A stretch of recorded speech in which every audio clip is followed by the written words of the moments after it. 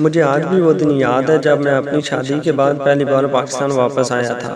گھر کا ہر فرد ایئرپورٹ پہ موجود تھا، جس میں میری 2 سال کی بیٹی رمشا بھی تھی۔ میری آنکھیں آمنہ کو ڈھونڈنے لگی، لیکن اس کو وہاں نہ پا کر تھوڑا بے چین سا ہو گیا۔ خیر گھر والوں نے مل کر رمشا کو گود میں لیا تو وہ زور زور سے رونے لگی۔ ریحان اسے مجھے دے دو، آپا کی آواز آئی تو فوراً میں نے آمنہ کا پوچھ لیا، اماں آمنہ کیوں نہیں آئی مجھے لینے، اور پھر اتنی چھوٹی سی بچی کو بھی بھیج دیا۔ ریحان تم پریشان مت ہو، وہ گھر پہ تمہارے لیے کھانا بنا رہی ہے، وہ کون سا روز روز کام کرتی ہے، آج سب لوگ تمہیں ملنے آئے ہیں تو اس لیے کھانا بنا رہی ہے۔ آپا کی بات سن کر خاموش ہو گیا۔ ایئرپورٹ سے گھر تک آتے ہوئے کوئی 1 گھنٹے کا سفر تھا۔ میں پورا راستہ رمشا سے کھیلتا رہا، اب وہ مجھے دیکھ کر ہنس رہی تھی۔ سب کچھ اچھا لگ رہا تھا لیکن دل اداس تھا، کاش آمنہ بھی آ جاتی۔ 3 سال ہو چکے تھے اسے دیکھے، کیا کھانا زیادہ ضروری تھا، ملنا نہیں؟ میرے دل میں کچھ عجب عجب سے سوال اٹھ رہے تھے۔ خیر گھر کے دروازے پر پہنچے تو آمنہ پہلے ہی گاڑی کی آواز سن کر وہاں پہنچ چکی تھی۔ دروازے سے دیکھا تو دل چاہا کہ جا کے ملوں، لیکن نہیں، بس دور سے ہی سلام کیا اور وہ ہلکی سی مسکراہٹ کے بعد پانی لینے چلی گئی۔ پورا دن مہمانوں کا آنا جانا رہا، گھر والے بہت خوش تھے۔ میرے دوست احباب ملنے آ رہے تھے۔ آمنہ کچن سے نکلی ہی نہیں، کبھی کسی کو چائے دے رہی ہے تو کبھی کسی کو کھانا، مانا یوں لگ رہا تھا جیسے میری آمنہ تو کہیں کھو سی گئی ہے۔ شام ہوئی تو کچھ رش کم ہوا، سب کھانا کھانے میں مصروف تھے۔ سوچا آمنہ کی کچھ مدد کروں، صبح سے بس کام میں ہی لگی ہے۔ ابھی اٹھا ہی تھا کہ اماں نے بلا لیا، ریحان میرے پاس آ کر بیٹھ جاؤ، اماں آمنہ سے کچھ بات کرنی ہے۔ آ رہا ہوں، اسے چھوڑو، کام ختم کر کے خود ہی آ جائے گی، ویسے کون سا کام کرتی ہے، آج ہی تو کرنے لگی ہے، تو کرنے دو نا۔ شاید یہ دوسری گانٹ تھی جو آمنہ کے خلاف میرے دل میں لگی تھی۔ صبح جب میں نے آپا سے کام نہ کرنے کا سنا، اب اماں کی بات میں چپ کر کے بیٹھ گیا اور سوچنے لگا کہ شاید اماں ٹھیک ہی کہہ رہی ہوں گی، آخر کو وہ میری ماں ہے، غلط کیسے ہو سکتی ہیں۔ رات کو جب سب سونے چلے گئے تو آمنہ سے کچھ بات کرنے کا موقع ملا۔ آمنہ اتنی چپ کیوں رہتی ہو، تم تو بولا کرتی تھی، یاد ہے پورا دن ہم آفس میں بس تمہیں ہی چپ کرایا کرتے تھے، کبھی باس سے لڑائی تو کبھی میڈم ارم سے۔ آمنہ اور میں ایک ہی آفس میں نوکری کرتے تھے۔ آمنہ مجھے پہلے ہی دن سے پسند تھی۔ جب وہ پہلے دن نوکری پہ آئی تھی، معصوم سی پر بولنے میں طوطا سی تھی۔ ہم نے 3 سال ایک ساتھ جاب کی، پھر مجھے باہر جانے کا موقع ملا تو جاب چھوڑ دی، لیکن آمنہ کو کبھی نہیں بولا، اس کو اپنانا چاہتا تھا، تبھی ماں کو راضی کیا جو کہ انتہائی مشکل کام تھا۔ خیر آخر وہ دن آ ہی گیا جب ہم ایک دوسرے کے ہو گئے، بس 1 ماہ کے لیے ہی اپنی شادی پہ آ سکا۔ مہینہ کیسے گزرا پتہ ہی نہ چلا۔ ریحان وہ دن بس آمنہ نے ابھی اتنا ہی کہا تھا کہ رمشا نے رونا شروع کر دیا۔ آمنہ اس کو چپ کرانے اور سلانے میں لگ گئی۔ میری آنکھ کب لگی پتہ ہی نہیں چلا۔ صبح رمشا کے رونے کی آواز سے میری آنکھ کھلی۔ آمنہ یار رمشا کو دیکھو یہ کیوں رو رہی ہے، پر رمشا کی مسلسل آواز سے آخر میں اٹھ ہی گیا۔ آمنہ کہاں ہو؟ آمنہ میں رمشا کو لے کر باہر آیا تو پھر سے آمنہ کو کچن میں پایا۔ چنے کم پڑ گئے ہیں، آمنہ چنے اور لانا۔ اماں کی آواز میرے کانوں میں پڑی تو کچھ دیر رک سا گیا۔ سب لوگ کھانے کی میز پہ تھے سوائے آمنہ کے۔ اماں نے مجھے دیکھا تو بلا لیا، آ جاؤ ناشتہ تیار ہے، دیکھو تمہارے سب بہن بھائی موجود ہیں۔ اماں آمنہ کہاں ہے، بھوک لگی ہے رمشا کو، لاؤ اسے مجھے دے دو، تم فریش ہو جاؤ، اسے میں دیکھتی ہوں۔ امی نے مجھ سے رمشا لے لی۔ آج پھر آمنہ کچن میں اکیلی اور پورا خاندان جس میں کم از کم 20 لوگ تو ہوں گے، کھانے میں مصروف تھے۔ اماں تو کہہ رہی تھی کہ آمنہ کوئی کام نہیں کرتی، بس کل کیا تھا، پھر یہ کیا تھا، آمنہ اپنا اور میرا کھانا باہر لے آؤ۔ شاید میری بات کسی کو بھی اچھی نہیں لگی تھی، پر کچھ ایسا ہی تھا تو مجھے اچھا نہیں لگا۔ صبح سے دوپہر اور دوپہر سے شام آمنہ کا بس کام ہی کام تھا۔ آمنہ کا بس ایک ہی کام تھا کہ ہر کسی کی خواہش پوری کرنے میں لگی رہتی۔ میں سمجھ چکا تھا آمنہ اتنی چپ کیوں ہو گئی ہے۔ میرے گھر میں آ جانے کے بعد آمنہ میں پھر سے کچھ تبدیلیاں آنا شروع ہو گئیں۔ شاید میرے جانے کے بعد سب اس پہ حاوی ہو گئے تھے، تبھی وہ تھوڑا سہم چکی۔ وقت گزرتا رہا اور اب وہ کام چھوڑ بھی دیا کرتی تھی یا مجھ سے کہہ دیتی اور میں خوشی سے اس کی مدد کر دیتا۔ آج اماں کی آواز آئی کہ آمنہ ناشتہ بنا دو، رحیلہ آئی ہے۔ رحیلہ میری آپا کا نام تھا، جن کی شادی ہمارے گھر کے قریب ہی چچا کے گھر میں ہوئی تھی۔ آپا تقریباً روز ہی ہمارے گھر آ جایا کرتی تھی۔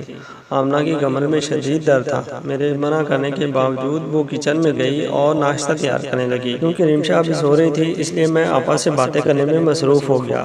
آپا ہم سب بہن بھائیوں سے بہت پیار کرتی تھی اور ہم سب ان کو بہت پسند کرتے تھے۔ ریحان پلیز دسترخوان لگوا دے۔ میں ہاں میں ساری ہلا کر اٹھ کھڑا ہوا، آمنہ کی مدد کرنے لگا۔ یہ بات کسی کو بھی اچھی نہیں لگی۔ جب سب ناشتے سے فارغ ہو گئے اور آمنہ بھی رمشا کو لے کر کمرے میں چلی گئی تب آپا اور میں ایک دوسرے سے باتیں کرنے میں مصروف تھے۔ ریحان تم جانتے ہو میں تم لوگوں سے بہت پیار کرتی ہوں، کبھی ایسا نہیں چاہتی کہ تم لوگ خوش نہ رہو، لیکن میری کچھ نصیحتوں پر عمل کرو گے تو سکھی رہو گے، آگے تمہاری مرضی ہے، میں تم پر جبر تو نہیں کر سکتی۔ جی آپا بولیں، آپ کو معلوم ہے ہم سب بہن بھائی آپ کی اور اماں کی بات کو ضرور اہمیت دیتے ہیں۔ ریحان تم اپنی بیوی کی مدد ضرور کیا کرو، لیکن اس حد تک جب تک تمہیں کوئی نہ دیکھے۔ اچھا تو نہیں لگتا کہ تم برتن اٹھا رہے ہو، تم آج ڈالو گے اسے، کل وہی رہے گی، اس کے کام ہے وہ اس کو کرنے دیا کرو، آخر کو ایسا کر ہی لے گی، لیکن اگر عادت بن گئی تو پھر تمہیں ہمیشہ ہی اس کی مدد کرنا ہوگی۔ سوچ لو، آپا کی بات میرے دل میں لگی۔ وقت گزرتے رہے، آمنہ مسلسل کام میں لگی رہتی، کبھی میرا دل چاہتا تو رمشا کو دودھ بنا دیتا، اس سے زیادہ کچھ نہیں۔ اماں نہیں چاہتی تھی کہ میں واپس دوسرے ملک جاؤں، بس پھر وہی کا وہی ہو کر رہ گیا، کیونکہ میں میک اپ کمپنی میں جاب کرتا تھا، تب ہی اسی حوالے سے گھر بیٹھے کمپیوٹر پر بہت اچھا کما لیتا۔ وقت گزرتا گیا، سب کچھ نارمل تھا، میں نے کبھی غور ہی نہیں کیا کہ آمنہ کیا کرتی رہتی ہے۔ جب میرے 3 بچے ہو گئے تو گزارا تھوڑا مشکل ہو گیا۔ میری دونوں بیٹیاں تو اسکول جایا کرتی تھیں، لیکن بیٹا ابھی چھوٹا تھا۔ تبھی میں نے اور آمنہ نے ایک فیصلہ کیا کہ ہم بچوں کو بہتر تعلیم دینے کے لیے شہر شفٹ ہو جاتے ہیں، وہاں آمنہ نوکری کر لے گی اور میں گھر بیٹھے اپنی چیزوں کو سیل کروں گا۔ آپا سے مشورہ کیا تو انہوں نے بھی اس کی حامی بھری، ٹھیک ہے، بس اماں کو بھول مت جانا۔ میری تو خواہش تھی کہ اماں کو ساتھ لے جاؤں، لیکن اماں اپنے بچوں کو چھوڑ کے جانے کو تیار نہ تھی، وہ بڑے بھائی کے ساتھ رہنے لگی۔ اب زندگی بے حد مصروف تھی، میں پورا دن شام تک آرڈر ہی لیتا اور ان کو دوسری جگہوں پر بھجواتا۔ آمنہ جاب پہ مصروف تھی اور بچے پڑھائی میں، اور میرا بیٹا گھر پر ہوتے لیکن بے حد مصروف۔ ایک دن آمنہ جاب سے آئی تو شاید کچھ زیادہ ہی تھک گئی، آتے ہی سو گئی اور ہم سب بھوکے رہ گئے۔ آمنہ تھوڑا بیمار رہنے لگی تھی۔ اب جب وہ جاب سے واپس آتی تو پہلے کی طرح چست اور توانا محسوس نہ ہوتی۔ اب وہ دوپہر کے کھانے کے ساتھ ساتھ ہم رات کا کھانا بھی ہوٹل سے منگوا لیتے۔ آمنہ روز کہتی کہ ریحان مجھے ڈاکٹر کے پاس لے جاؤ، اور میں روز کام کی وجہ سے نہ جا پاتا۔ سالوں سال ہی گزرتے رہے اور نہ مجھے ٹائم ملا اور نہ آمنہ کی بیماری ٹھیک ہوئی۔ نہیں معلوم اسے کیا ہوا تھا۔ پھر ایک دن ایسا آیا کہ جب میں خود بیمار ہوا، پیٹ کے درد نے جیسے میری جان نکال دی، سوائے آمنہ کے میرے پاس کوئی نہیں تھا۔ آخر میرے گھر والے بھی تو ہیں، انہوں نے میرا خیال کیوں نہیں رکھا؟ ایک دفعہ پھر مجھے احساس ہوا کہ میں آمنہ کے ساتھ زیادتی کر جاتا ہوں، لیکن یہ احساس شاید کچھ دنوں کا ہوتا ہے۔ وہی زندگی جس میں میری خواہش ہوتی کہ آمنہ جاب سے واپس آ کر کھانا بنائے اور پھر گھر کو سنبھالے، اور جب بات میری مدد کی آتی تو میں اپنی تھکن کو آگے لے آتا اور آپا کی بات کہ بیوی کی بے جا مدد نہ کرنا ورنہ ساری زندگی ہی کرنا پڑے گا، میرے دماغ میں موجود تھی۔ آمنہ اور میں لڑنا شروع کر دیتے، کبھی وہ ٹائم نہ دینے پر مجھ سے لڑتی اور کبھی میں کھانا نہ بنانے پر، اور کبھی تیرے گھر والے اور کبھی میرے گھر والے، بس یہی تو میں کر کے وقت گزرنے لگا۔ آج میں بہت اداس ہوں، آمنہ ہسپتال ہے اور اس کو ڈرپ لگی ہے اور میں خود کو کافی تنہا محسوس کر رہا ہوں۔ میں اور میرے بچے، بس اور کوئی نہیں ہے۔ میرے گھر والے آمنہ سے رسماً پوچھ کے جا چکے ہیں، سوائے آمنہ کی امی کے اور کوئی نہیں جو اس وقت اس کے لیے بے چین ہو۔